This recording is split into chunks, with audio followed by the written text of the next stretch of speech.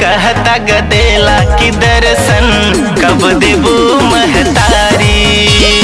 माई माई कहता गदेला कि दर्शन कब देबू महतारी।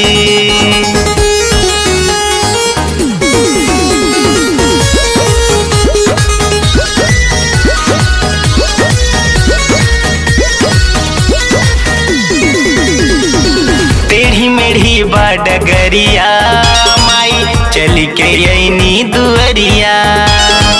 सोरहो सिंगार लेके अइनी देखा साथे में ललकी चुनरिया।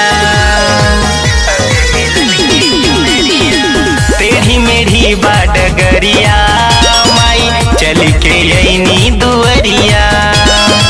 सोरहो सिंगार लेके अइनी देखा साथे में ललकी चुनरिया। अढ़ौल के फुलवा चरनिया में रख के, अढ़ौल के फुलवा चरनिया में रख के पूजा करब भिन सारी हो, सारी हो।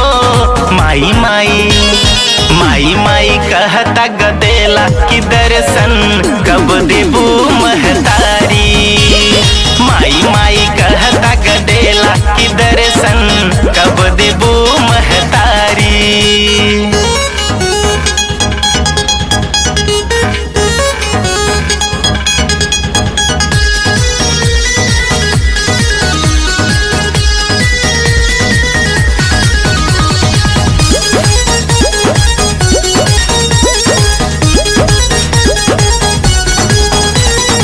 ललना के ललसा पुराव सम्मुख हे मोरी माई। तोहरे भवनवा में मैया अरुण सचिन पचरवा गाई। ओ ललना के ललसा पुराव सम्मुख हे मोरी माई। तोहरे भवनवा में मैया अरुण सचिन पचरवा गाई। घियना के दियना और धूप अगरबत्तिया से, घियना और दियना के धूप अगरबत्तिया से आरती तोहरा उतारी हो, आरी हो। माई माई माई माई कहता गदेला कि दर्शन कब देबू महतारी।